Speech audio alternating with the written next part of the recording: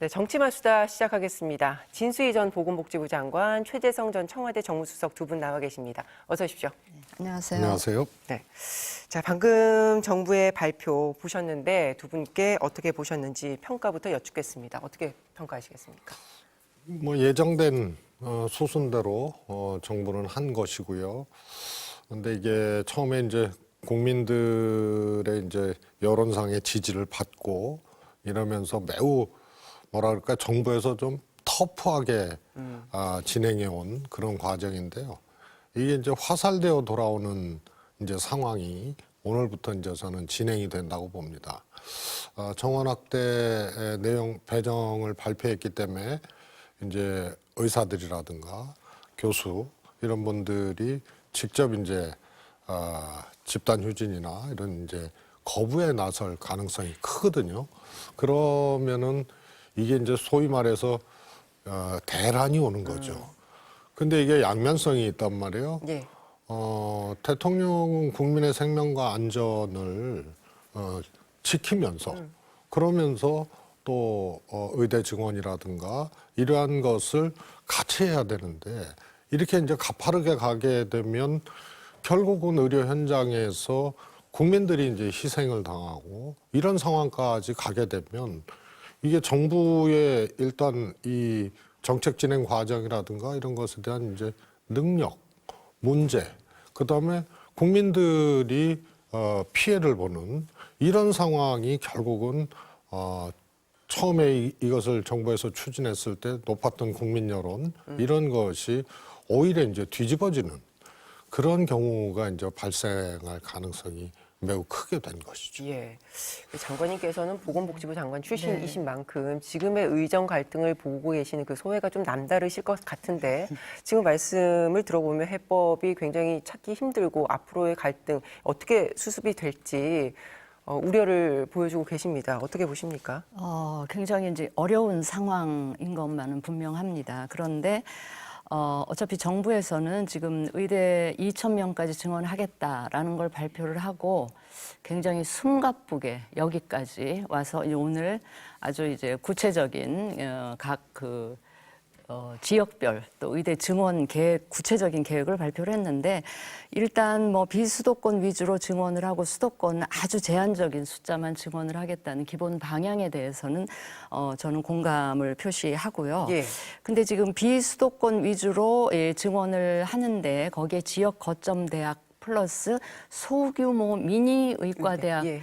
들을 신설을 하겠다라고 하는데 일단 우리나라가 좀 좁잖아요. 좁기도 하고 교통수단은 굉장히 많이 발달이 되어 있기 때문에 지역 거점 대학에 많은 증원을 해주겠다는 거에는 저는 동의를 하는데 소규모의 미니 대학들을 여러 개 만들겠다는 거에 대해서는 제가 어떤 불안감이 드냐면 의과대학이라는 게 그리고 의사들을 수련하는 과정이라는 게 그냥 강의실 몇 개 늘리고 교수 몇 명 더 뽑는다고 이 의사들을 수련해 낼 수 있는 거는 아니잖아요.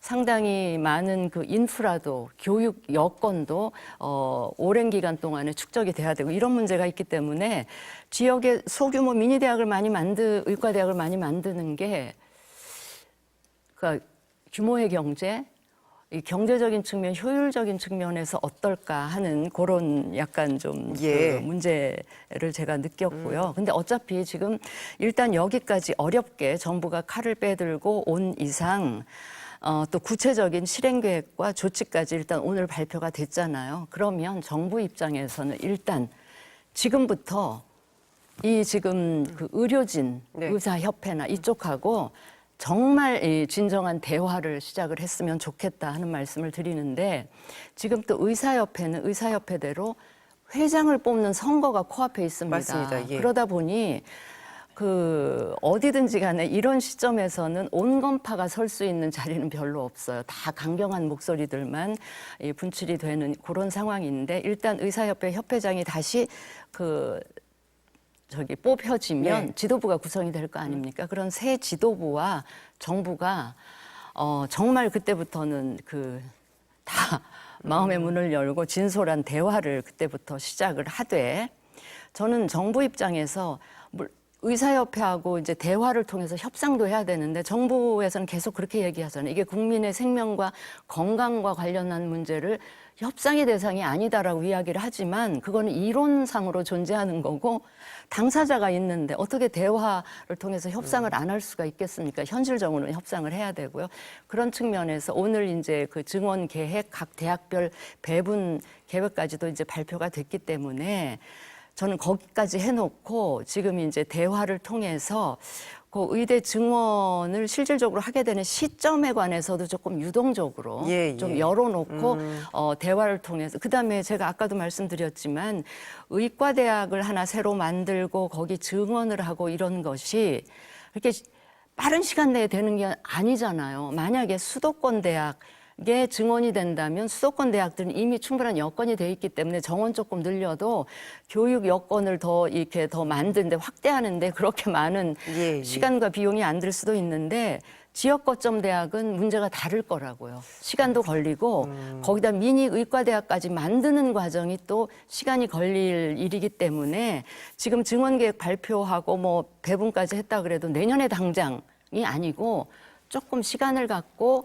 하도록 그리고 현실적인 여건도 그렇기 때문에 의사협회랑 지금부터 좀 대화를 시작을 했으면 좋겠다 하는 말씀을 드리고요. 지금 의사협회도 뭐 돌아올 수 있는 다리를 불살랐다 뭐 이거 돌아올 수 없는 강을 건너다 이렇게 얘기하지 마시고 의료진이 있어야 될 곳, 돌아와야 될 곳은 병원이고 환자 곁이잖아요. 그러니까 지금 감정적으로 굉장히 격앙되어 있는 것 같은데 조금 이렇게 진정하고 좀 잘 좀 생각을 해 주셨으면 좋겠다 하는 제 간곡한 말씀을 드립니다. 그러니까 대통령 직속 뭐 대화 협의체 이제 운영을 하겠다라고 했는데 좀 늦은 감이 있지만 그래도 그런 식으로 해서 대화를 통해서 실효성 있는 대책이 빨리 나와야 되는 시점이긴 한데요. 그게 원래 이제 문재인 정부 당시에도 사실 400명 의대 정원, 지방의대에 증원하는 문제를 가지고 코로나 당시였죠.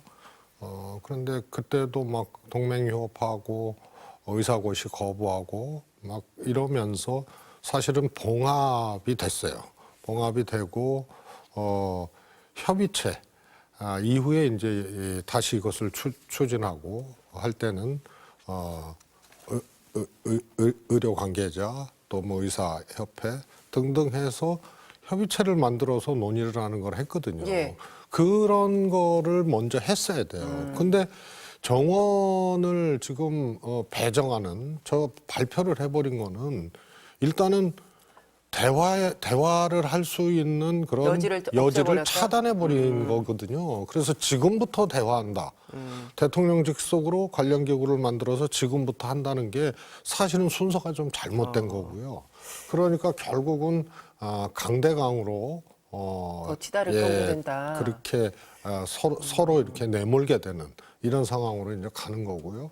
그다음에 하나가 우리 진 장관님께서도 말씀을 하셨지만은 정책을 추진하면 그 정책 자체에 뭐라 그럴까요? 타당성과 또 정책 설계 이런 것이 능력 있게 이렇게 제시가 돼야 되거든요. 그래서 첫 번째가 적정 인원인가 2,000명이. 그다음에 필수 의료나 이제 숙가 문제 이런 등등을 어떻게 할 것이냐. 그다음에 이게 지방에 배정을 하는데 정말 소규모 의과대학 이런 거는 사실은 안 맞는 거거든요. 그거 할 수도 없고요. 이런 등등의 문제, 그다음에 현장의 문제를 어떻게 할 거냐.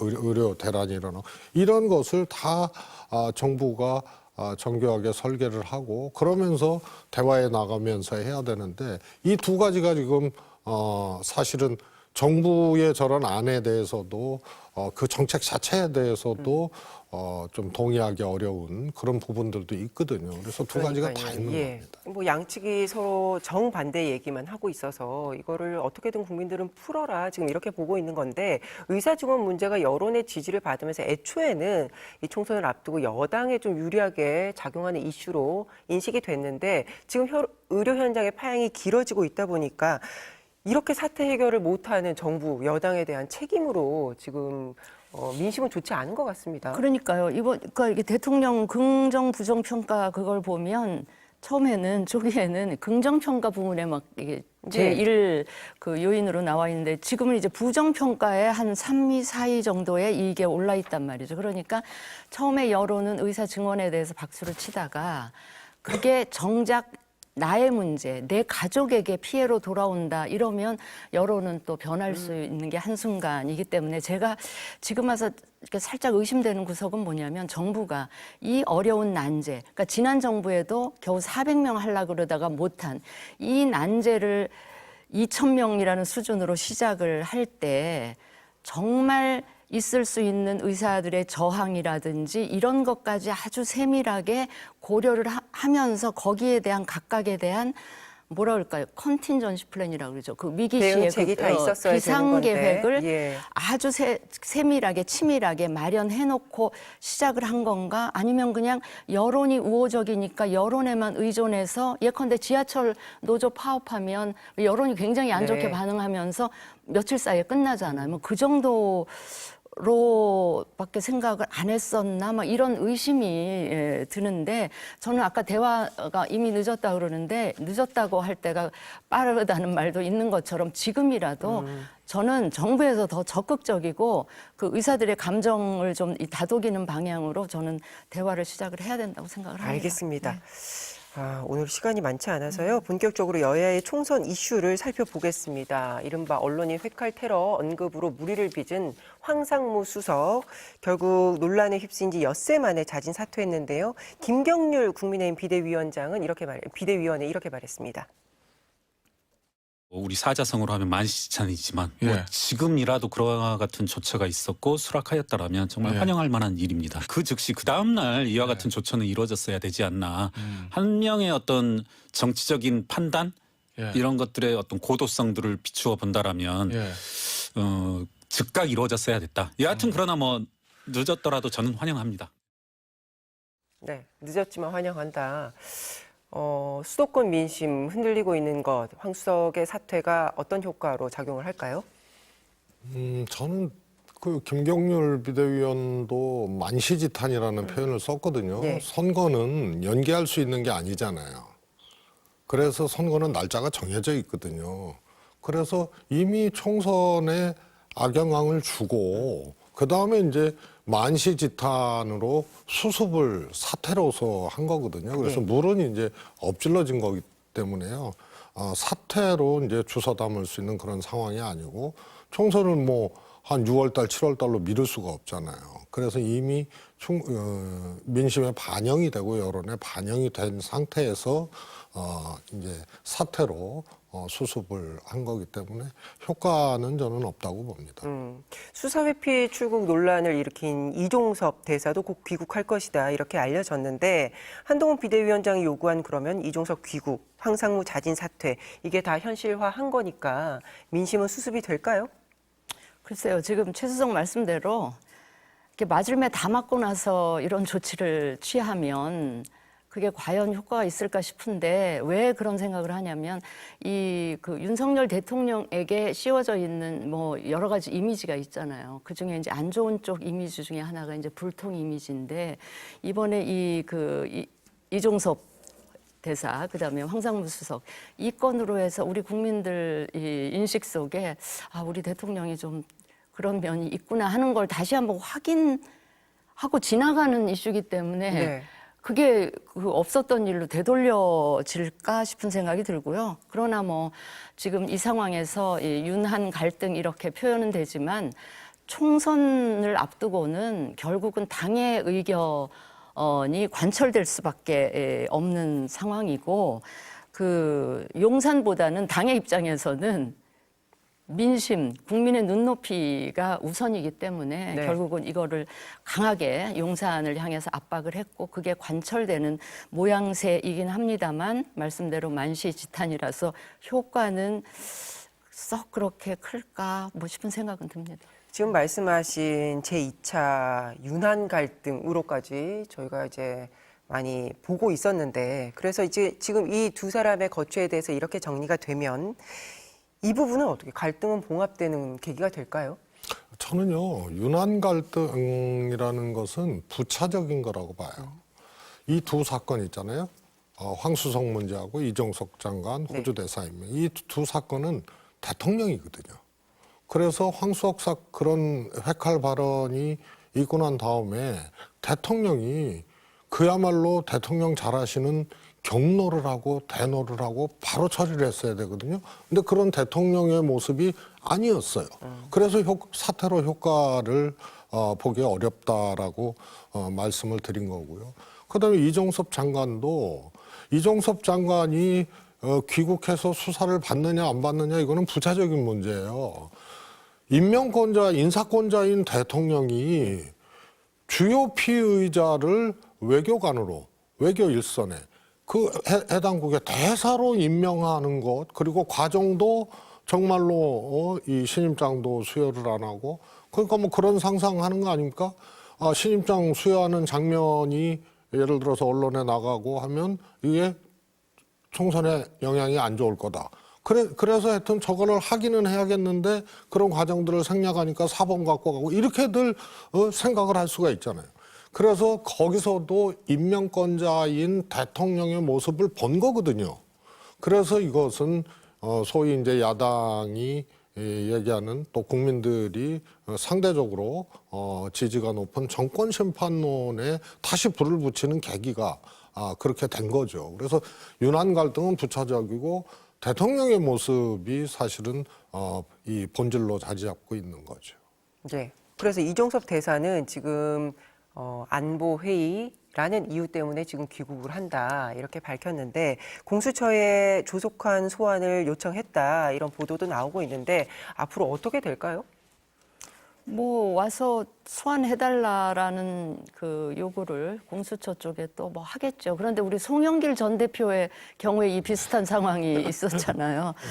그런 상황인데 뭐 지금 이제 저는 1차 윤한 갈등보다 이번에 윤한 갈등이 훨씬 더 커 보이는데 심각해 보이고 오늘 이 조치로 이게 모양상으로는 봉합된다 하더라도 앙금은 아마 진하게 계속 남아있지 않을까 싶고 지금 또 비례대표 문제 뭐 이야기하시겠죠. 예. 비례대표 문제 갖고도 또 내관들이 거기 있는 것 같아서 뭐 선거 끝날 때까지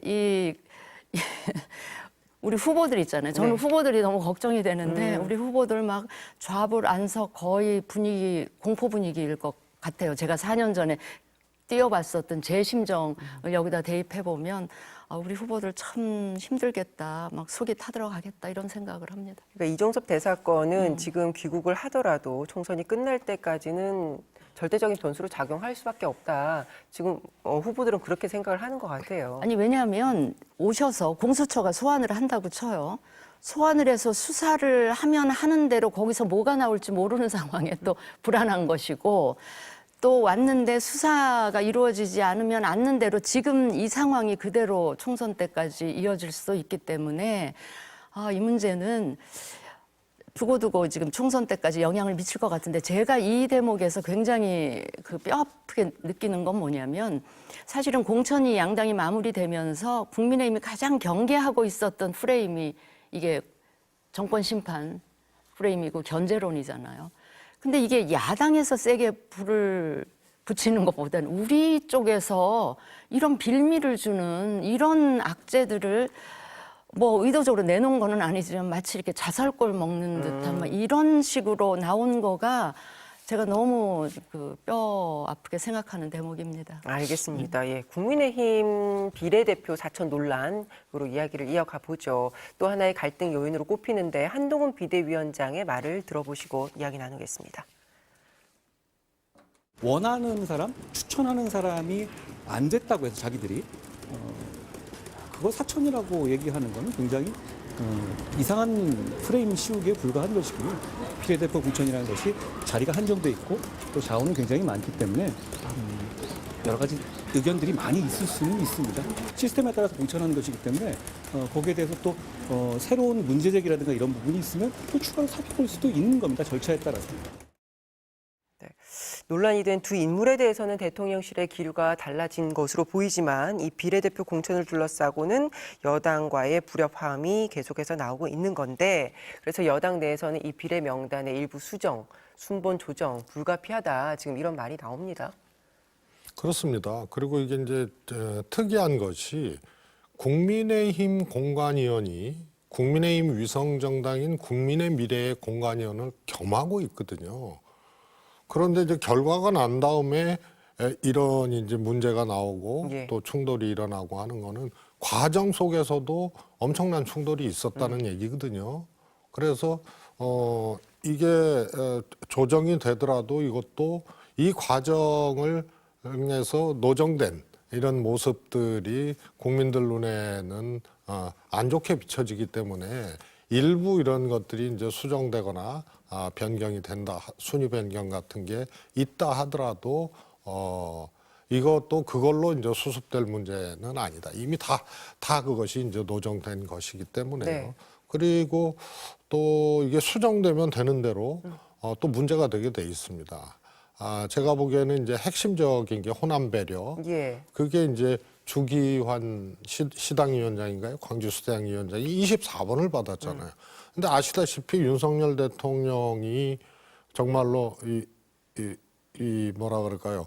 이 국정원 댓글 수사 때문에 대구 고검으로 좌천됐을 때 그때 같이 이제 근무를 했고 그래서 이 그야말로 국민의힘 입장에서 불모지 광주에서 가장 열심히 하고 열심히 뛰었고 예. 광주시장 선거로도 나와서 15%라는 득표를 했거든요. 예. 그래서 윤석열 대통령이 늘 언급을 하고 그야말로 이 뭐라 그럴까 굉장히 좀 좋아하는 아끼는 분이죠. 그리고 이분으로 바뀌면 바뀌는 대로 또 그런 이제 문제가 생기는 거예요. 그래서 이거는 변경이 되더라도 효과를 볼 수는 없는 사안이 돼버렸다 이렇게. 근데 저는 그 비례대표 명단은요. 예. 큰 당들은 발표되면 항상 시끄러워요. 다 모두를 만족시킬 수 있는 명단은 없으니까 이제 뭐 그런 점인데 어제 왜 이철규 의원이 공개적으로 문제 제기한 그 대목 네. 공개적으로 말은 할 수 없었던 불만이 또 있을지는 저는 모르겠습니다만은 그리고 이철규 의원의 그 문제 제기가 용산의 의견을 또 막 다 반영하는 건지 그것도 잘 모르겠는데 일단 어제 공개적으로 문제 제기한 몇 가지 부분에 대해서는 저도 동의를 해요. 그러니까 호남에 대한 배려가 예, 없다. 호남에 그리고 당을 대한 위해서 헌신했던 사람들에 대한 당직자들에 배려가 없다. 대한 배려가 예. 없다. 그리고 비대위원을 하시던 분을 두 분이나 차출을 했고 또 비례가 김혜지 한 번, 예. 김혜지 의원은 비례 재선이 되는 뭐 김혜지 의원 저 되게 가깝고 제가 좋아하는 그 의원입니다만 훌륭하시고요. 그런데 이 오랜 이 관행이나 그 원칙을 깨고 이렇게 재선하는 것 그게 이제 호남도 많이 추천을 하면서 이 김혜지 의원이 들어갔다면 조금 덜했을 텐데 호남 출신 안 보이고 고생했던 당직자 출신 안 보이는데 어떤 한 분이 이제 재선이 된다. 이거는 그 구성원들의 불만을 사기에 충분하고요. 근데 저는 호남 부분에 대해서 말씀드리고 싶은 게 네.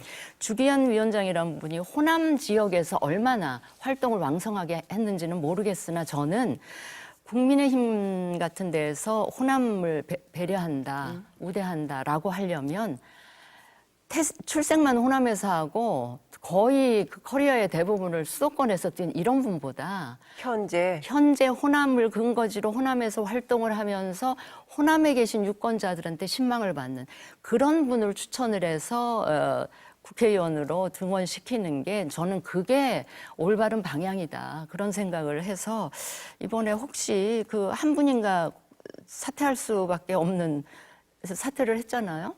그러니까 결국 좀 보완은 해야 돼요. 이시호 수정은. 후보가 이시호 공천 후보. 취소된 부분이요. 그러니까 손을 안 댈 수는 없을 예. 거예요. 손을 일단 대면 지금 문제 제기하고 있는 부분들 중에 많은 국민들의 공감을 얻을 만한 문제 제기에 대해서는 조금 공관위에서 좀 수렴하고 반영을 해 주셨으면 좋겠다 하는 말씀을 그런데 드립니다. 이제 주기환 그 광주시당 국민의힘 광주시당 위원장의 경우에는 네. 보도에 의하면 대통령이 이 비례선정 과정에서 후순위 받은 당선권으로 못 들어간 것에 대해서 직접 언급을 하셨다는 보도가 있거든요. 예. 그렇기 때문에 제가 그 말씀을 드린 거죠. 이 과정에서 이미 갈등이 일어났고 충돌이 일어났고 그러니까 윤환 갈등이라고 보는 거고요. 그리고 만약에 수정 변경이 일부 되더라도 또 이제 대통령과 가까우면 대통령이 챙기는 사람으로 됐구나. 네. 이런 이제 평가를 받을 수 있는 문제가 돼버렸죠. 알겠습니다. 이 공천 잡음을 당정 갈등 2라운드로 보는 이 시각에 대해서 한동훈 위원장은 윤석열 정부와 여당은 운명 공동체다 이렇게 답변을 대신하면서 갈등은 봉합된 것이다. 약간 이런 뉘앙스를 풍겼는데 오늘 국민의힘의 이제 위성정당 국민의 미래 공천관리위원회가 비례대표 공천에 대해서 추가 논의를 이어가겠다고 했으니까 어떻게 정리가 되는지 그 결과를 보고 또 이야기를 나눠야 될 것 같습니다. 민주당 이야기를 해보죠. 비명계 박용진 의원이 끝내 공천에서 탈락을 했죠. 이재명 대표의 말을 들어보시겠습니다. 강북을 선거 결과 궁금하죠? 가산 감산 없이 해당 지역의 권리당원들은 53%인가가 투표를 했는데 조수진 후보가 훨씬 많이 이겼다고 합니다. 아니 왜 와 하세요? 진 사람도 있는데 가감산을 하지 않은 상태에서 7대 3으로 반영을 하면 박용진 30.08, 조수진 69.93이었다고 합니다.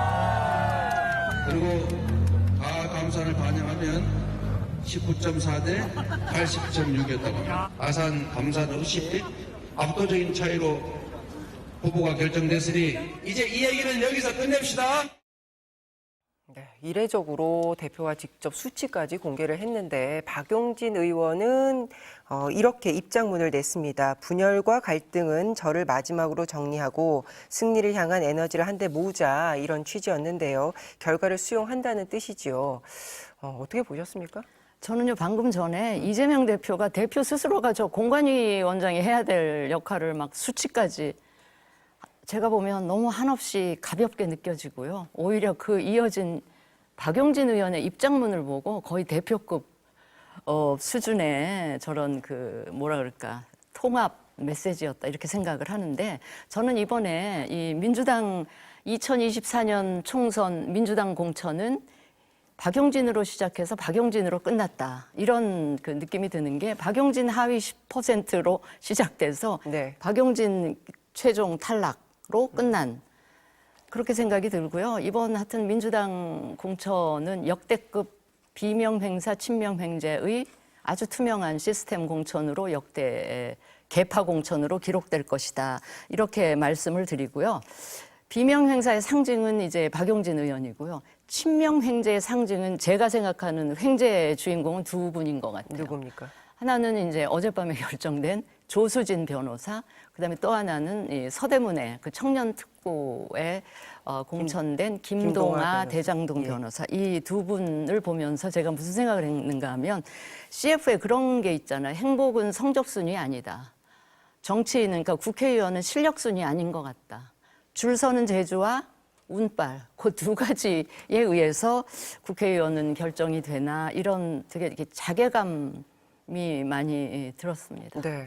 박용진 의원은 어제 이 입장 외에도 마치 이 상황을 트루먼 쇼에 비유를 하면서 비현실적이다 이렇게 얘기를 했고 앞으로 여기서 끝내지 않고 나의 길을 걸어가겠다 이런 얘기도 했는데 전체적으로 어떻게 보셨어요? 저는 서로 민주당이 이제 공천 진동이 그야말로 엄청나게 데시벨이 컸을 때 네. 그때는 반사 이익을 국민의힘이 받았거든요. 그리고 그 지진이 끝나고 이제 여진 단계에서 계속 민주당 공천 문제가 진행이 됐고 결국은 이제 박용진 의원 탈락으로 이제 마침표를 이제 찍게 됐는데요. 그러면서 또 이종섭 대사 임명, 그 다음에 황수석의 이제 문제 이런 것들이 터지면서 또 정권 심판론이 살아나고 조국 혁신당 또 등장하면서 쌍끌이를 하게 되고 이러면서 또 상황이 또 반전이 됐거든요. 그래서 서로 도와주고 있는 이런 상황이죠. 근데 특히 박용진 의원 그 마지막에 정봉주 후보 그러니까 경선이 취소되고 다시 했을 때 그 당에서 이 설계한 방식이라든가 과정이 있잖아요. 박용진을 줄 거냐 말 거냐 공천을 이 문제가 돼버린 거 아니에요? 정봉주 이제 취소가 되고 그러면은 박용진 공천을 안 줄 거면 전략 공천으로 다른 사람을 하든가 이랬어야 되는데 설계를 무슨 또 새로운 경선 제도로 설계를 해서 7대 3으로 하고 또 새로운 사람을 또 공모를 받아갖고 조수진 후보를 또 양자 대결로 붙여버리고 이러니까요. 저는 이재명 대표가 직접 수치까지 불러가면서 경선 결과를 저렇게 얘기를 한 거는 가감점 없이도 압도적으로 이겼다는 얘기거든요. 그런데 왜 설계를 그러면 그렇게 했어요? 7대 3으로 하고. 보다시피, 그 뭡니까? 지역 그 권리당원 이 득표율하고 그다음에 전국 권리당원 득표율하고 많이 차이가 나요. 지역 권리당원은 두 후보가 비슷했고 전국 전국에서는 굉장히 차이가 70% 났어요. 반영되는 거는 거의 7.5 대 2.5 정도 수준으로 났어요. 네. 그러니까 이게 공정하지 않고 박영진 후보를 어떻게든 안 주기 위한 것으로 계속 오히려 질질 끌면서 여기까지 온 거죠. 그러니까 어떤 생각이 온당차. 들었냐면 예. 90분 축구 경기 한 경기를 하는데 골대를 이리 옮겼다 저리 옮겼다 절대로 박영진 의원을 골을 못 넣게 그렇게 한 거밖에 더 되겠어요. 그래놓고 그래놓고 뭐 설계를 그렇게 해놓고 대표는 수치를 마치 발표를 뭐, 하고 네. 가감점 아니라도 압도적으로 이길 수 있었다라고 한다면 애당초 5대 5로 그냥 하든가 처음 설계대로 아니면은 박영진 안 줄 거면은 전략 공천으로 딴 사람을 주든가 했어야 되는데 네. 당이 잔매를 오히려 이런 것을 제도를 바꾸고 끌고 가면서 잔매를 맞은 경우가 되죠.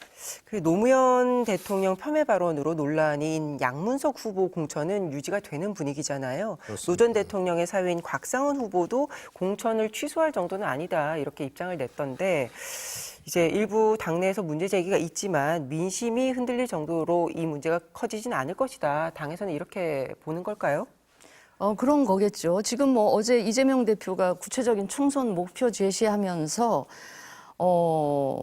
하여튼 저기 국민의힘에 일당을 내주면 안 된다. 우리 열심히 해야 된다. 약간 뭐 그렇게 얘기를 했는데 예. 만약에 그런 게 걱정되고 긴장하는 게 진짜라면 진심이라면 저 양문석 후보를 저렇게 두지 않았을 겁니다. 자신감이 있고 뭐 양문석 의원 정도 후보 정도 안고 가도 우리 충분히 이길 수 있다라는 그 좀 나쁘게 얘기하면 오만한 생각을 지금 하고 있는 게 그 표정이나 말투에서 역력히 드러나더라고요. 이재명 대표가 어제 반드시 달성해야 할 목표는 일당을 하는 것이고 욕심을 낸다면 민주당 자체로 151석을 하는 것이다. 이렇게 말을 했는데 이 자신감의 근거는 충분히 있다. 이렇게 판세를 보십니까? 수장님은? 지금 상황으로 보면은 민주당의 총선 승리를 예견을 할 수가 있는 상황이죠. 근데 또 반사이익으로. 네? 서로의 반사이익이죠. 반사이익 때문에 지금 지지율이 올랐다. 그런 셈이죠. 지금 그런 셈이에요. 예. 그래서 어떻게 보십니까 판세를? 지금 정말 지금 굉장히 힘들죠. 국민의힘 어제 민주당에서 쭉 뭐 김민석 실장도 얼마 네. 이야기하고 이러면서 뭐 되게 엄살을 부리던데요. 아니 이거 전형적인 엄살인 것 같고요. 그 엄살이라는 게 양문석 후보 그냥 두는 게 엄살이라는 반증이라고 저는 보고요. 국민의힘은 상대적으로 굉장히 힘들어서 4년 전의 악몽을 떠올리게 되는 그런 시점에 있다 이런 말씀을 드립니다. 이제 지역구별로 원래 또 상황들이 또 다르거든요. 인물 구도도 다를 수도 네. 있고 그래서 다 지역구별로 뜯어봐야 되는데 우선은 이제 한강벨트를 이번에는 보면 될 것 같아요. 그래서 뭐 이런저런 여론조사에서 한강벨트에서 민주당이 굉장히 이제 위험해지는 이런 상황이었다가 이게 이제 또 다시 반전이 된 상황이거든요. 그래서 한강벨트만 보면은 국민의힘이 서울에서 의미 있는 의석을 뺏어오는 이런 게 그래도 최소한 15석 이상은 돼야 그 다음에 국민의힘이 이겼다라고 할 수 있는 이런 이제 산술이 되는 거거든요. 그런데 거기서 이제 한강벨트가 가장 이제 주목해서 봐야 될 거고요. 다른 곳은 뭐라 그럴까요? 여야가 강세 지역이 이미 이제 판별이 난 지역이기 때문에요. 근데 제 경험칙으로는 서울이라는 지역은요.